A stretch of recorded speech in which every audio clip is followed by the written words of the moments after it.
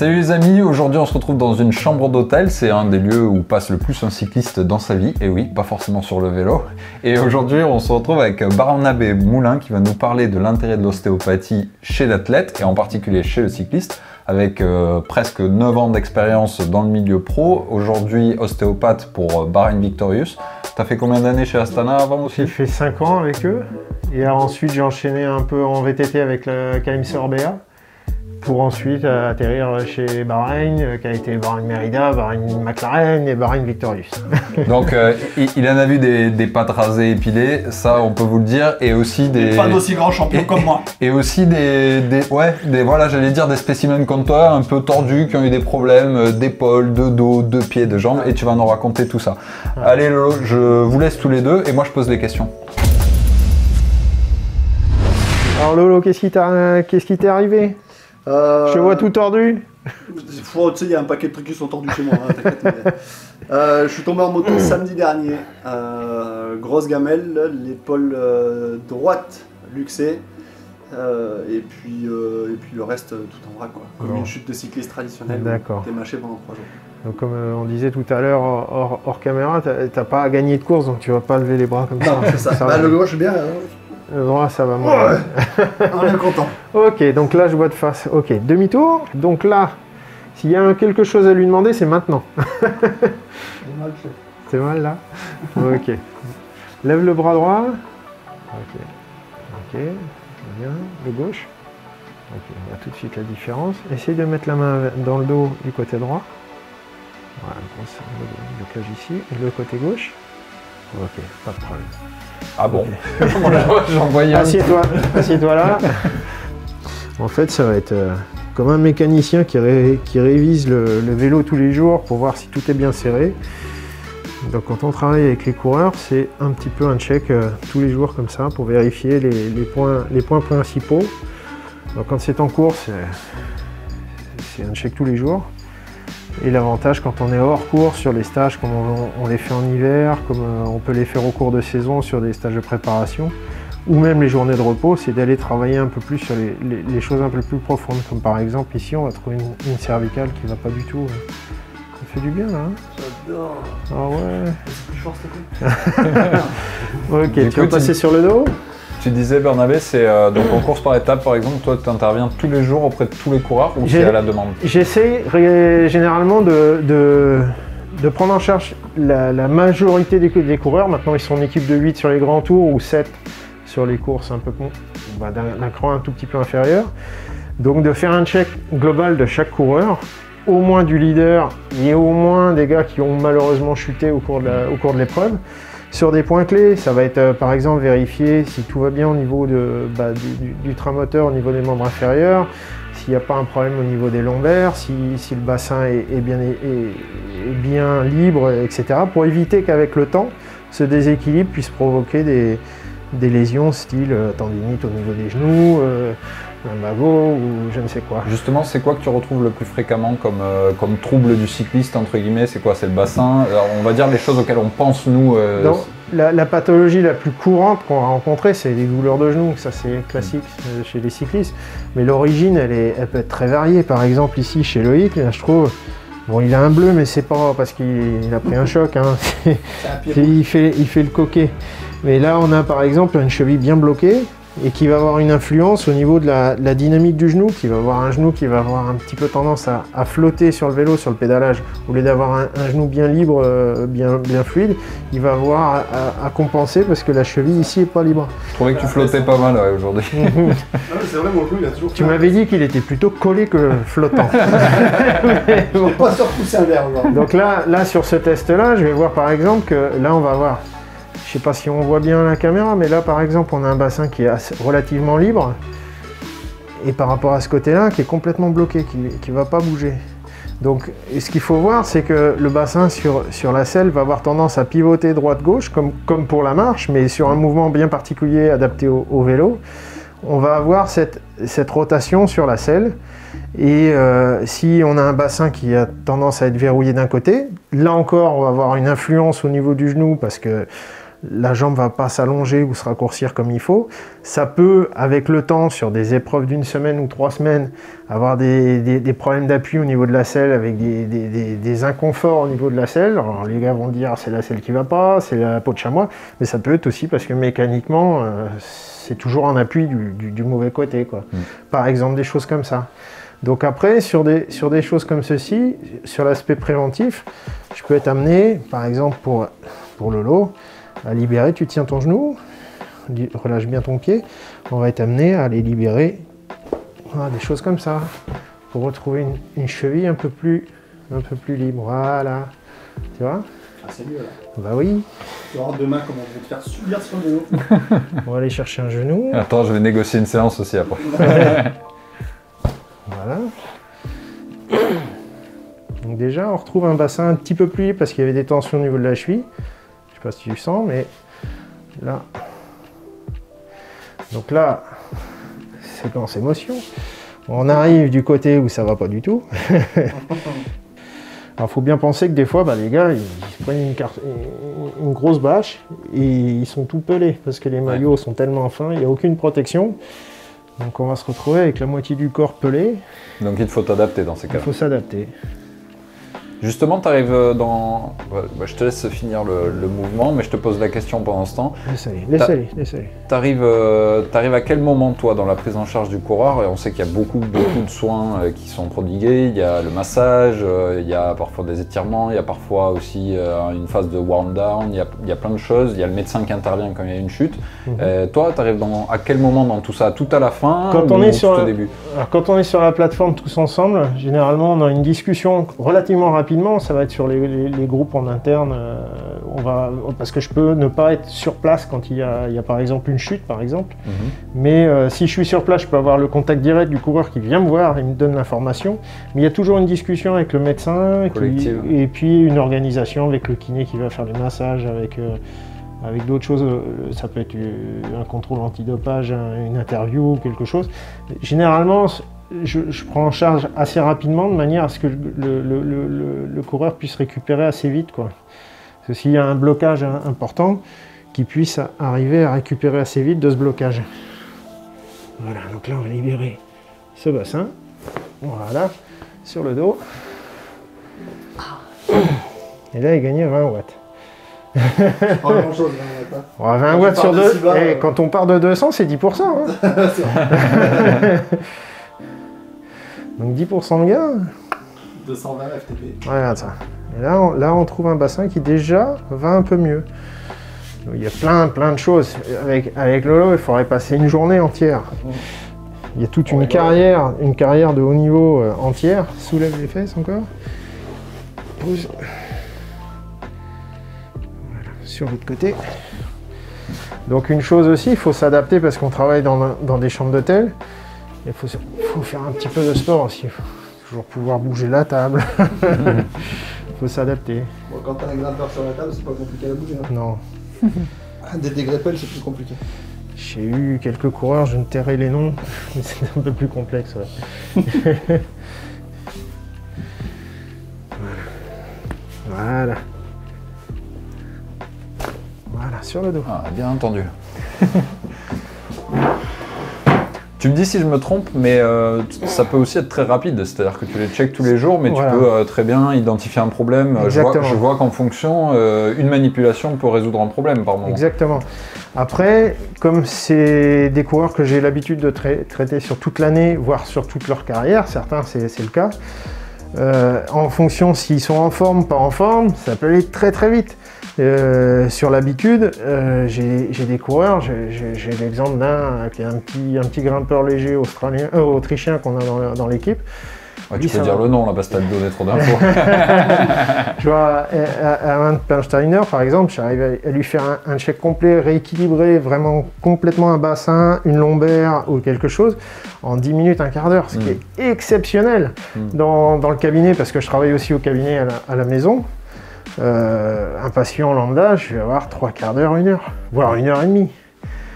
On a des athlètes de haut niveau, c'est des Formule 1, quoi. Ça n'a rien à voir. Ça n'a rien à voir. Et là, avec Loïc, t'estimes qu'il faut combien? 2-3 heures? 2-3 jours. T'es passé en catégorie vintage. T'es passé de la Formule 1 Je l'ai croisé, l'individu, quand il était coureur professionnel, c'était pas le même gabarit. Tu vois, par exemple, là, on pourrait se moquer. Est-ce qu'on raconte face caméra que retour de Fringal de l'entraînement de ce matin, il s'est envoyé 2 plats de paella quand même? Bah, on peut le dire, on peut le dire. La troisième, la pizza. Parce que là, si on va chercher... Ah ouais, mais là, la carburation, elle va plus là. Là, si on va chercher un estomac verrouillé comme ça... Là, Ah oui, bien mon estomac. Alors... Donc ça peut être, là on parlait tout à l'heure d'ajustement au niveau articulaire, mais évidemment sur 3 semaines tu vas manger des gels, tu vas manger toujours la même chose, des pâtes, du riz, machin, tu peux avoir des troubles digestifs. Donc ça c'est aussi des choses que je peux rencontrer. Sur des épreuves de longue durée, genre Tour de France par exemple, où tu as énormément de fatigue, de déshydratation, au fur et à mesure on va trouver beaucoup de fatigue au niveau de la cage thoracique, l'hypericlaire, des choses où les gars sont vraiment fatigués. Si on voulait donner conseil à des cyclistes d'un niveau plus amateur et qui n'ont peut-être pas les moyens d'avoir un ostéopathe à disposition tous les jours, est-ce que tu leur conseillerais d'aller consulter combien de fois par an, à quel moment de la saison par exemple, et pourquoi pas être attentif à certains signes? Alors, j'ai pas de recette vraiment miracle, mais à partir du moment où on a eu la chance de pouvoir faire un bon check complet et se sentir vraiment équilibré avec un corps bien relâché suite à différents problèmes qu'on a pu accumuler au cours d'une vie en général, un sportif entraîné va sentir tout de suite quand il y a quelque chose qui ne va pas. Et c'est à ce moment-là qu'il faut commencer à réagir avant que ça commence à devenir chronique. Par exemple, une tendinite de genou, on va commencer à consulter X, Y personnes avant de trouver la cause. Ça peut être vraiment, vraiment intéressant dans le cadre d'une prise en charge complète de faire une séance et de tout le monde, tous ensemble, travailler. Donc pour un cycliste qui s'entraîne beaucoup au cours d'une saison, c'est bien de le faire en période hivernale, par exemple, de faire un bilan pour éviter que, par exemple, la chute qu'il y a eu sur la dernière course de la saison, on s'est dit, bon, bah, cet hiver, ça va se traiter. En fait, c'est pas vrai. Quand il va reprendre, il va se retrouver avec des blocages. Par exemple, on imagine si Loïc veut reprendre une licence cette année. Peu probable. Sa licence, c'est celle d'endurance. Le problème de cette épaule qu'on voit qui est complètement bloquée va avoir forcément des implications au niveau de sa posture sur le vélo. Il va être un peu plus tordu. Donc ça va déséquilibrer son cycle droite-gauche qu'on va pouvoir avoir sur les capteurs de puissance par exemple. Au lieu d'avoir un 50-50 ou un 51-49, on peut arriver jusqu'à des extrêmes à 55-45. Et là, ça commence à avoir des gros déséquilibres biomécaniques et avec des problèmes. Des problèmes chroniques de tendinite, de douleurs lombaires. Alors après, on va dire, ah bah oui, mais il faut que je relève mon guidon, il faut que je baisse ma selle, il faut que j'avance, il faut que je change les cales.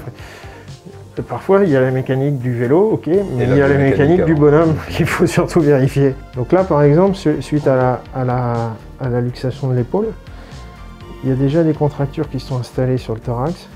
Il va falloir commencer à relâcher tout ça avant de pouvoir corriger quoi que ce soit. Il y a encore des équipes en World Tour qui n'ont pas d'ostéopathe? Ça existe? Alors ça, c'est un sujet polémique. Il y a ostéopathe et ostéopathe. Alors, ça ne veut pas dire qu'il y a des guerres de clochers. Voilà, tu vois, la clavicule, elle est complètement coincée. Parce qu'il y a certains kinés qui sont aussi ostéopathes, c'est ce à quoi tu veux faire référence. Voilà, donc il y a... l'ostéopathie, c'est pas une spécialité, c'est vraiment une discipline à part entière. Et ça se résume pas à des techniques. Donc c'est une prise en charge vraiment globale. C'est une approche voilà, particulière. Voilà, par exemple, on a ce problème de luxation d'épaule. J'ai pas du tout commencé par travailler l'épaule. J'ai commencé à vérifier déjà comment la structure était positionnée, les tensions qu'on pouvait rencontrer au niveau de l'abdomen, tout ce qu'on pouvait rencontrer autour avant d'arriver là. C'est pas une technique pour aller corriger une épaule, quoi. Là, tu la corriges là. Ouais, parce que tu as une clavicule qui est complètement coincée, mon bonhomme. Voilà.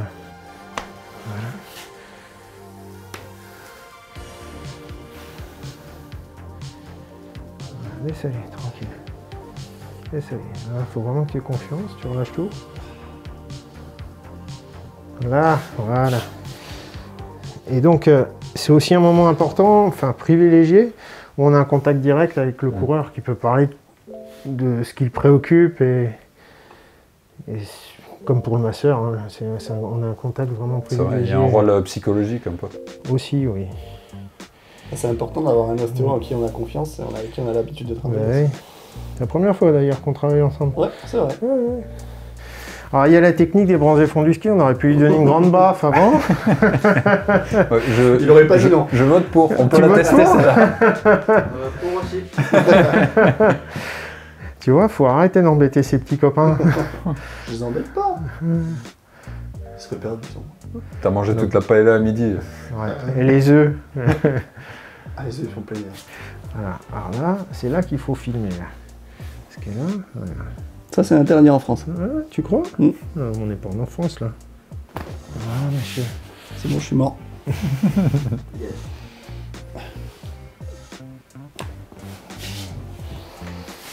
Parce que là, la grosse chute en moto, elle a laissé des traces. Hein. Donc après, le métier auprès d'une équipe, il faut être quand même assez flexible, s'adapter aux circonstances. Par exemple, si tu pars sur une course et qu'il y a une grosse chute, comme ça a été sur le Tour de France, qu'on te dit, tu viens, t'es prévu une semaine, et une grosse chute en début de Tour de France, comme l'année dernière, bah, tu restes jusqu'à la fin. T'es avec un trolley pour 3 semaines.